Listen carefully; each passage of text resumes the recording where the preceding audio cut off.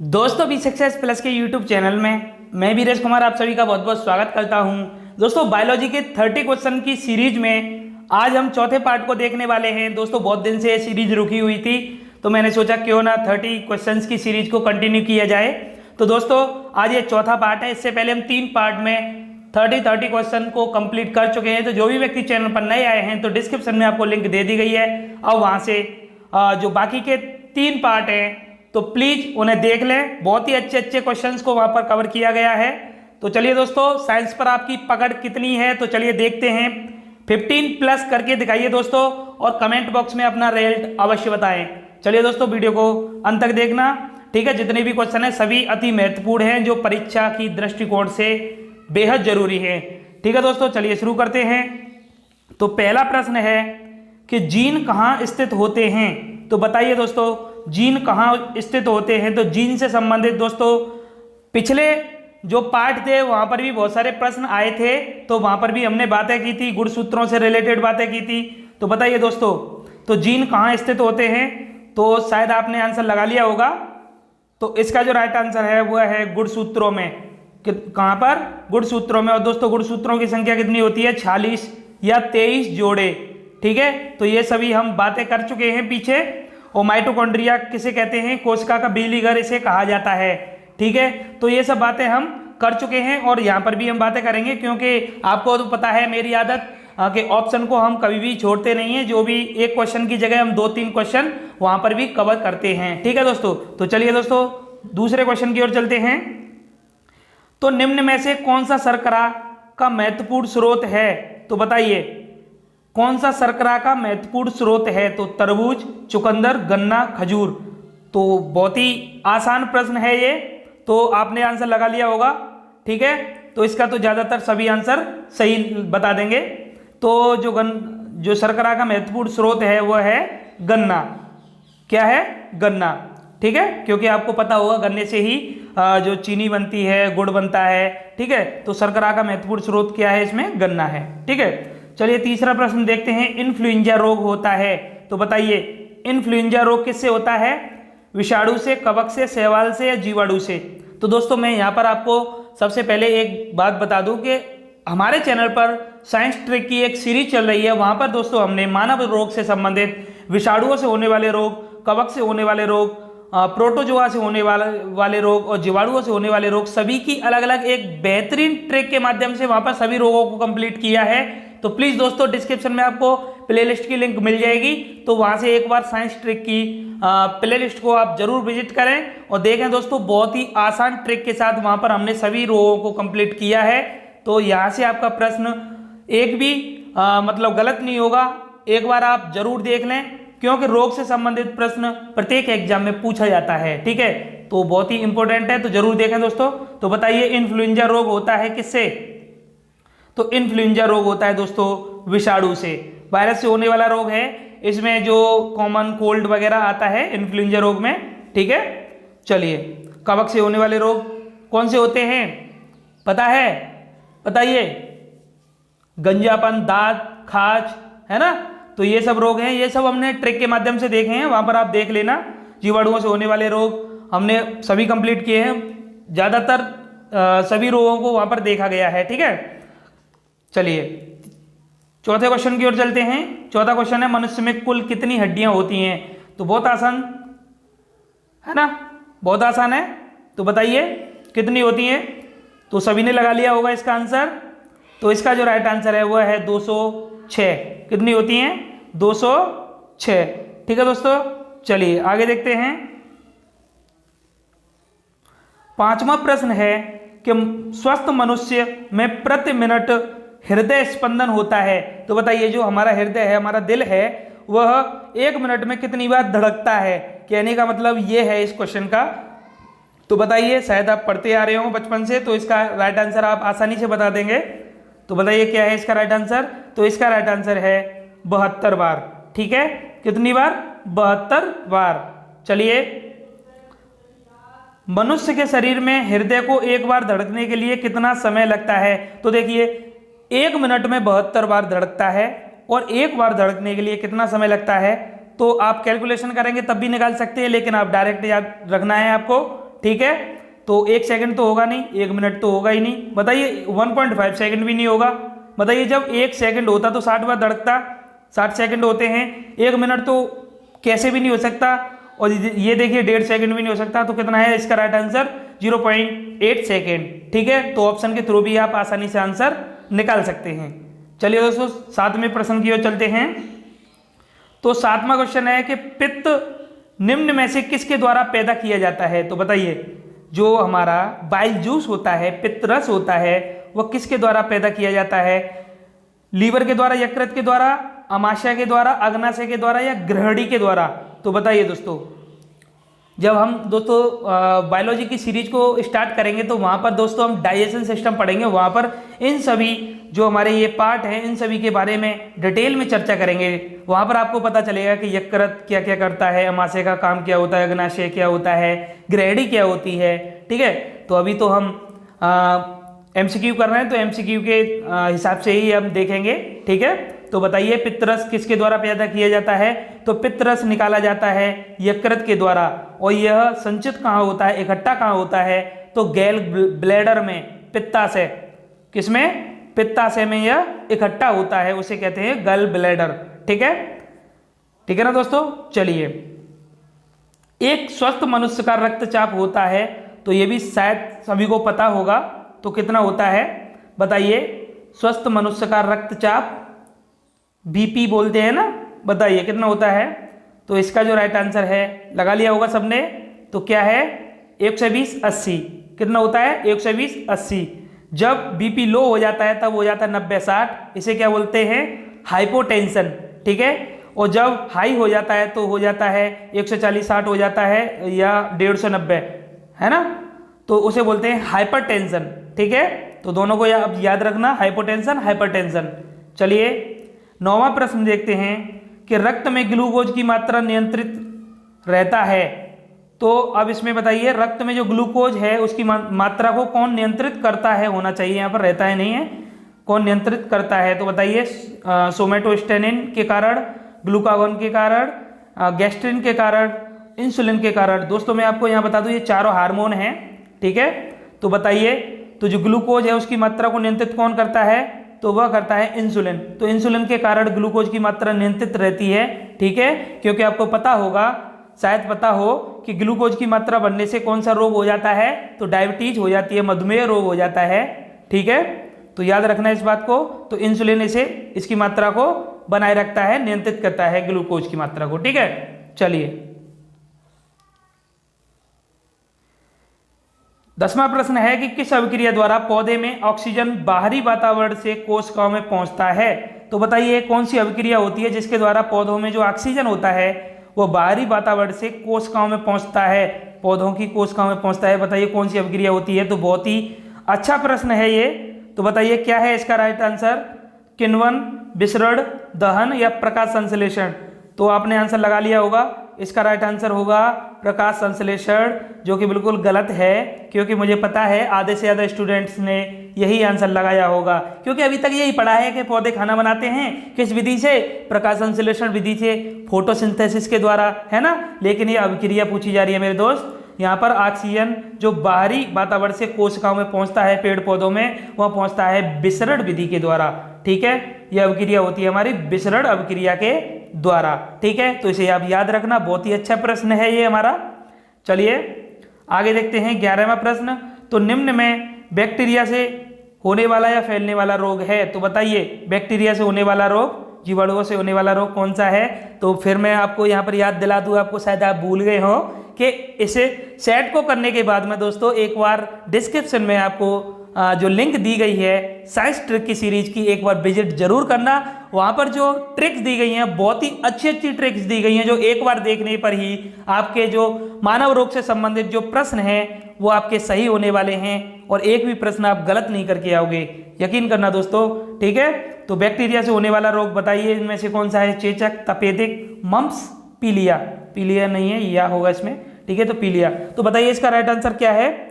तो शायद आपने आंसर लगा लिया होगा, तो इसका जो राइट आंसर है वह है चेचक। क्या है, चेचक। ठीक है, स्मॉल पॉक्स इसको कहा जाता है शायद, हाँ स्मॉल पॉक्स, छोटी माता, बड़ी माता नहीं, चिकन पॉक्स, है ना। वेरियोला वायरस होता है चेचक के लिए, नहीं वायरस होता है वो तो, चेचक नहीं कन्फ्यूजन है थोड़ा। चलिए बताएंगे आपको चेचक। 1 मिनट दोस्तों, बैक्टीरिया तो चेचक नहीं होगा इसमें, चेचक वायरस से होने वाला रोग है, चेचक वायरस से होने वाला रोग है, इसमें गलत दिया गया है। ये होगा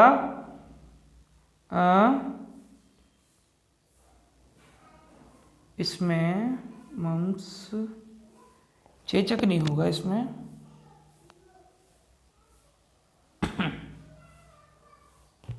एक मिनट दोस्तों, इसमें इसका जो राइट आंसर होगा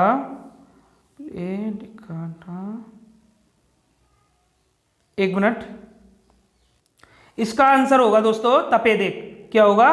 तपेदिक। ठीक है, टीबी को बोला जाता है तपेदिक, तो ये इसका राइट आंसर होगा। ठीक है, जो कि बैक्टीरिया से होने वाला रोग है। ठीक है, याद रखना इसके, और एक बार ट्रिक में आप देख लेना। ठीक है, और कंफ्यूजन हो तो एक बार ऐसे कंफर्म कर लेना।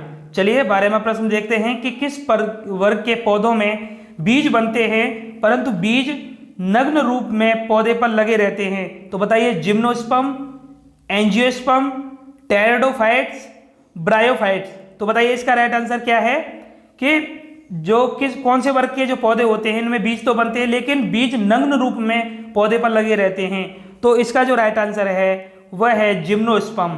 कौन सा? जिम्नोस्पर्म में बीज नग्न रूप में पौधे पर लगे रहते हैं। ठीक है, चलिए आगे देखते हैं। 13वां प्रश्न है कि निम्नलिखित में से नियत तापी प्राणी कौन सा है जो वार्म ब्लडेड एनिमल होते हैं। दो तरीके के एनिमल होते हैं, वार्म ब्लडेड और कोल्ड ब्लडेड। ठीक है, नियत तापी और समतापी। तो इसमें जो नियत तापी है वह कौन सा है? जो वार्म ब्लडेड है, गर्म खून का, जो कि किसी भी मौसम को जो एडजस्ट हो जाता है, किसी भी मौसम में उसको छोड़ दिया जाए तो वह उसे ऑब्जर्व कर लेता है और उसमें रह सकता है। तो इसमें कौन सा है? तो इसका राइट आंसर है चमगादड़। तो चमगादड़ स्तनधारी में आता है, तो वार्म ब्लडेड में दोस्तों स्तनधारी आते हैं और पक्षी आते हैं। ठीक है, तो याद रखना। और जो कोल्ड ब्लडेड होते हैं इनमें सरीसृप आते हैं। ठीक है, सरीसृप आते हैं, और कौन से? एम्फीबियन आते हैं। हाँ, एम्फीबियन आते हैं। ठीक है, सरीसृप आते हैं इसमें। ठीक है, तो याद रखना वार्म ब्लडेड और कोल्ड ब्लडेड दोनों को। चलिए 14वां प्रश्न है कि किसी पत्ती का मुख्य भाग कार्य है। तो मुख्य कार्य है, पत्ती का मुख्य कार्य है, तो पत्ती का मुख्य कार्य क्या होता है? भोजन तैयार करना, बीमारी से बचाना, पादपों को सहारा देना, पादपों को उचित आकार देना। तो बताइए क्या है इसका राइट आंसर? तो इसका जो राइट आंसर है दोस्तों, तो वह है भोजन तैयार करना। तो दोस्तों जो पौधे की पत्तियां होती हैं वह भोजन को तैयार करती हैं। ठीक है, वही जो वायुमंडल में जो कार्बन डाइऑक्साइड लेती हैं, प्रकाश फोटोसिंथेसिस की प्रोसेस करती हैं। ठीक है, तो पत्तियों में ही भोजन तैयार होता है, तो इस बात को आप याद रखना। ठीक है दोस्तों, चलिए मनुष्य की खोपड़ी में कितनी अस्थियां होती हैं? तो बताइए मनुष्य की खोपड़ी में कितनी अस्थियां होती हैं? तो खोपड़ी में अस्थियां होती हैं 8, 30, 32, 38, कितनी होती हैं? तो बताइए क्या है इसका राइट आंसर? तो 8 होती हैं। सिंपल सा प्रश्न है, तो ये तो आपको पता होगा शायद।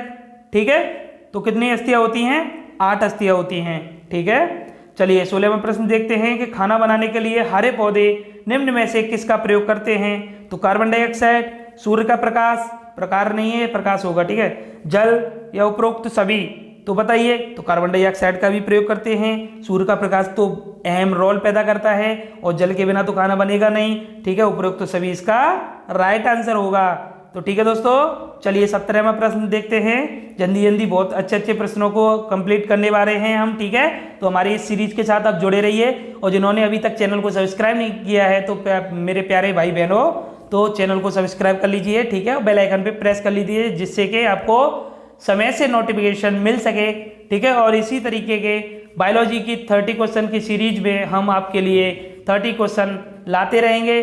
ठीक है, और इसके अलावा चैनल पर आप विजिट करिए, बहुत ही अच्छी सीरीज को हमारे चैनल पर चलाया जा रहा है। ईवीएस की सीरीज, पर्यावरण की सीरीज को फुल डिटेल में बेसिक से एक सिस्टमेटिक वे में कराया जा रहा है, तो एक बार विजिट जरूर करें दोस्तों। मैथ की सीरीज बेसिक से चल रही है। ठीक है दोस्तों, और हिंदी की सीरीज भी हमारे चैनल पर चल रही है, तो एक बार आप जरूर देखें। ठीक है दोस्तों, चलिए 17वां प्रश्न देखते हैं हम अपना। तो रक्त में लाल रंग निम्न में से किसके कारण होता है? तो ये क्वेश्चन तो हम 1 से 2 बार पहले भी कर चुके हैं। तो बताइए, खून का जो लाल रंग होता है वो किसके कारण होता है? हीमोग्लोबिन के कारण होता है। किसके कारण होता है? हीमोग्लोबिन के कारण होता है। प्लाज्मा क्या होता है? हमारे ब्लड में होता है, जिसमें 90% जल पाया जाता है और 10% कार्बनिक और अकार्बनिक पदार्थ होते हैं। ठीक है, आरबीसी भी ब्लड में होती है। ठीक है, रेड ब्लड कार्पसेस और डब्ल्यूबीसी व्हाइट ब्लड कार्पसेस। और डब्ल्यूबीसी का जीवन काल 2 से 4 दिन होता है, आरबीसी का जीवन काल 20 से 120 दिन होता है। ठीक है दोस्तों, तो इन सभी के बारे में जानकारी आप याद रखना। चलिए 18वां प्रश्न देखते हैं। अमरबेल एक उदाहरण है, तो बताइए अमरबेल किसका उदाहरण है? स्वपोषी, अपना खाना खुद स्वयं बनाती है, नहीं बनाती। परजीवी, मृत पोषित, होस्ट। तो दोस्तों अमरबेल होती है परजीवी, जिस पेड़ पर पड़ जाए तो उसको समाप्त कर देती है, खुद हरी भरी रहती है। ठीक है, तो परजीवी का मतलब होता है जो दूसरे पर निर्भर हो, पोषण के लिए दूसरे पर निर्भर हो, तो दूसरे को नुकसान पहुंचाए और खुद अपना पोषण प्राप्त करता रहे। तो अमरबेल शायद आपने देखी होगी, रोड के किनारे किसी भी पेड़ पर जो पीले कलर की जो होती है, छोटी छोटी धागे नुमा होती है, जो पेड़ पर होती है, तो वह पेड़ को सुखा देती है और खुद हरी भरी रहती है। ठीक है, तो याद रखना इस प्रश्न को भी। आगे है 19वां प्रश्न है कि एंटीजन, जो प्रतिजन, एक ऐसा पदार्थ है जो क्या करता है? एंटीजन का काम क्या होता है? शरीर के तापमान को कम करना, हानिकारक जीवाणुओं को नष्ट करता है, प्रतिरक्षी के निर्माण को बढ़ावा देता है, विष से बचाव के लिए प्रयोग किया जाता है। तो दोस्तों एंटीजन और एंटीबॉडी ये सब आपने नाम सुने होंगे शायद। तो इनका काम क्या होता है? प्रतिरक्षी के निर्माण को बढ़ावा देता है, जो हमारी इम्यूनिटी पावर होती है, रोग प्रतिरोधक क्षमता, रोगों से लड़ने की क्षमता, उसको बढ़ाता है एंटीजन। ठीक है, तो याद रखना इस प्रश्न को भी, बहुत अच्छा प्रश्न है दोस्तों। इसी तरह के प्रश्न एग्जाम में बार बार पूछे जाते हैं। हरे पौधे होते हैं, तो हरे पौधे बताइए क्या होते हैं? शाकाहारी, स्वपोषक या विषम पोषणी जीव, सर्वाहारी। तो हरे पौधे क्या होते हैं? शाकाहारी नहीं होते हैं, स्वपोषक होते हैं, जो स्वयं अपना खाना बनाते हैं। कौन सी विधि के द्वारा? फोटोसिंथेसिस के द्वारा, प्रकाश संश्लेषण विधि के द्वारा। और कौन सी अभिक्रिया होती है? अभी पीछे क्वेश्चन किया था हमने, विसरण की अभिक्रिया होती है। ठीक है, तो याद रखना। ठीक है दोस्तों, ईवीएस की जो हमारी सीरीज चली है वहां पर हमने जो ये हरे पौधे हैं, जो फोटोसिंथेसिस की प्रोसेस है, इन सभी के बारे में फुल डिटेल में बातें की हैं, तो एक बार आप जरूर देखना। ठीक है, चलिए आगे हमारा प्रश्न है 21वां कि घटपर्णी का शायद नाम आपने सुना होगा, और बार बार ये प्रश्न आता ही रहता है सामने। पिचर प्लांट के निम्नलिखित भाग में कौन सा एक घट में रूपांतरित होता है? तो बताइए कौन सा एक घट के रूप में रूपांतरित होता है? तो स्तंभ, पत्ता, अनुपर्ण, पर्णवृंत। तो बताइए इसका राइट आंसर क्या होगा? तो इसका जो राइट आंसर है, थोड़ा ऑप्शन भी टफ है और क्वेश्चन भी ना थोड़ा औरों की अपेक्षा, जैसे इससे जो घटपर्णी से जो क्वेश्चन बनते हैं उसकी अपेक्षा थोड़ा टफ है। तो इसका राइट आंसर है अनुपर्ण। ठीक है, तो इसे आप याद रखना। घटपर्णी से रिलेटेड जितने भी प्रश्न आपको मिलें तो उन्हें आप बड़े अच्छे से देखना और याद रखना। ठीक है, क्योंकि यहाँ से क्वेश्चन पूछा जाता है। तो आगे देखिए 22वां प्रश्न है कि अमीबा की निम्न में से किसकी मदद से भोजन ग्रहण करता है? तो अमीबा की, एक क्वेश्चन में थोड़ा कन्फ्यूजन है। अमीबा निम्न में से किसकी मदद से भोजन ग्रहण करता है? तो बताइए सिलिया, टेन टल्क, पादाब, मुख गुहा। तो बताइए इसका राइट आंसर क्या है? तो इसका जो राइट आंसर है, तो लगा लिया होगा आपने आंसर। तो इसका जो राइट आंसर है पादाब। क्या है? पादाब। तो ज़्यादातर स्टूडेंट्स का ये आंसर सही नहीं होगा, है ना? तो याद रखना इसे। अमीबा किसकी मदद से भोजन ग्रहण करता है? तो पादाब। ठीक है, 23वां प्रश्न देखते हैं कि निम्नलिखित में से कौन सा तत्व पौधे के विकास के लिए आवश्यक नहीं है? क्या कह रहा है? नहीं है। दोस्तों क्वेश्चन पढ़ना बहुत जरूरी होता है, क्योंकि कभी कभी क्या होता है कि बस हम यहीं से पढ़ के कि तत्व पौधे के विकास के लिए आवश्यक, और ऐसे पढ़ते नहीं है। हम सोचते हैं कि आवश्यक है, आंसर लगा के आ जाते हैं कि कैल्शियम, हो गया हमारा राइट आंसर, लेकिन हमारा हो जाता है गलत। तो याद रखना, क्वेश्चन को उतना ही जरूरी होता है पढ़ना जितना आंसर लगाना होता है। ठीक है, तो कौन सा नहीं है? तो बताइए सोडियम, पोटेशियम, कैल्शियम, मैग्नीशियम। तो पौधे के लिए कौन सा आवश्यक नहीं है? बताइए कौन सा तत्व? तो इसका जो राइट आंसर है बताइए दोस्तों क्या है। पोटेशियम तो जरूरी होता है, कैल्शियम भी होता है, मैग्नीशियम भी होता है, सोडियम नहीं होता है दोस्तों, ठीक है। सोडियम इसका राइट आंसर है, याद रखना। तो आगे 24वां प्रश्न देखते हैं। तो कॉर्क निम्नलिखित में से किस पेड़ से प्राप्त होता है। तो बहुत ही अच्छा प्रश्न है ये हमारा। कॉर्क बताइए किस पेड़ से प्राप्त होता है। तो डलबर्जिया, छिड्रे, क्वेरकर्स, आर्जीमोन। नाम भी तो कैसे कैसे हैं, है ना। तो कोई बात नहीं है, हमें तो 1 नंबर लाना है ना। तो इस टाइप के जब प्रश्न आ जाते हैं तो ऑप्शन देखते ही छोड़ के चले जाते हैं, है ना। तो चलिए हमें छोड़ के नहीं आना है, हम बहुत सारे बायोलॉजी में बहुत सारे प्रश्नों को देखेंगे। लगभग 1000 से 1000 के लगभग प्रश्नों को हम करने वाले हैं इस सीरीज में, ठीक है। तो हमारी सीरीज के साथ जुड़े रहिए आप सभी। चलिए बताइए कॉर्क किस पेड़ से प्राप्त होता है। तो इसका जो राइट आंसर है वह है क्वेरकस। क्या है, क्वेरकस। और ये जो डलबर्जिया है ना, ये शीशम की शायद एक प्रजाति होती है, ठीक है। चलिए आगे देखते हैं 25वां प्रश्न। डेलबर्जिया, अरे आगे ये वाला भी प्रश्न देखिए। डेलबर्जिया जाति निम्नलिखित में से किस एक से संबंधित है। तो देखिए अभी तो बताया था ऊपर किससे संबंधित है, तो शीशम से संबंधित है ना। तो याद रखना इसको भी, डेलबर्जिया जाति किससे संबंधित है, तो शीशम से संबंधित है। चलिए 26वां प्रश्न देखते हैं। मनुष्य में एफ्लाटॉक्सिन खाद्य विषाक्तन द्वारा सामान्यतः कौन सा अंग प्रभावित होता है। ये एक विषाक्तन है एल्फाटॉक्सिन, तो इसके द्वारा कौन सा अंग प्रभावित होता है। तो बताइए हृदय, फेफड़ा, वृक्क या यकृत। तो क्या है इसका राइट आंसर। तो इसके द्वारा होता है दोस्तों लीवर। क्या होता है, लीवर प्रभावित होता है। किसके द्वारा, ये जो खाद्य विषाक्तन है, विष है एफ्लाटॉक्सिन, ठीक है। तो याद रखना इसे भी। चलिए 27वां प्रश्न देखते हैं। जापानी इंसेफ्लाइटिस का कारक होता है। तो बताइए ये रोग है जापानी इंसेफ्लाइटिस, इसे दिमागी बुखार भी कहते हैं। यह गोरखपुर में, यूपी के गोरखपुर में फैला था और अब भी वहाँ के लोगों में ये पाया जाता है, ठीक है। उसके लिए उत्तर प्रदेश सरकार ने बहुत कदम उठाया था, ठीक है। तो जापानी इंसेफ्लाइटिस किसका कारक है, तो किससे होता है, जीवाणु, विषाणु, प्रोटोजोआ, फफूंद। तो किससे होता है दोस्तों, तो ये वायरस से होने वाला रोग है, ठीक है, जापानी इंसेफ्लाइटिस। तो वायरस से होने वाले रोग की ट्रिक जो हमने बनाई है, तो फिर से मैं आपको बता देता हूँ, एक बार आप जरूर विजिट करें, एक बार जरूर देखें, मेरे कहने से देखें दोस्तों, ठीक है। आपका मन नहीं कर रहा हो फिर भी मेरे कहने से एक बार जरूर देखें, आपको बहुत ही अच्छा लगेगा। आप ये सोचोगे कि हाँ हमने जो है सर के कहने से देख लिया तो हमें बहुत फायदा हुआ है यहाँ से, ठीक है। चलिए 28वां प्रश्न है कि निम्नलिखित युग्मों में से कौन सा सुमेलित नहीं है। तो थायमीन, बेरी, विटामिन डी, सूखा रोग, विटामिन के, बंध्यापन यानी ब्लाइंडनेस, नियासिन, पेलाग्रा। तो बताइए क्या है इसका राइट आंसर। तो दोस्तों थायमीन जो होता है बी का विटामिन बी का रासायनिक नाम होता है, तो बेरी इससे रोग होता है, सही बात है। विटामिन डी तो इससे सूखा रोग होता है, ये भी सही है। विटामिन के से बंध्यापन, ब्लाइंडनेस नहीं, इससे नहीं होता है ब्लाइंडनेस, ठीक है। विटामिन के से ब्लाइंडनेस नहीं होता है, इससे रक्त का थक्का नहीं जमता है विटामिन के से, ठीक है। और नियासिन से पेलाग्रा होता है, ये हमारा सही है, ठीक है। तो याद रखना है इन्हें। और दोस्तों जो हमारी साइंस ट्रिक की सीरीज है वहाँ पर हमने जो विटामिन के रासायनिक नाम है उनकी भी ट्रिक बनाई है, तो दोस्तों अब तो आपको जरूर देखनी चाहिए, ठीक है। तो अब तो आपको साइंस ट्रिक की जो हमारी प्लेलिस्ट है उसे आप जरूर विजिट करना, ठीक है। चलिए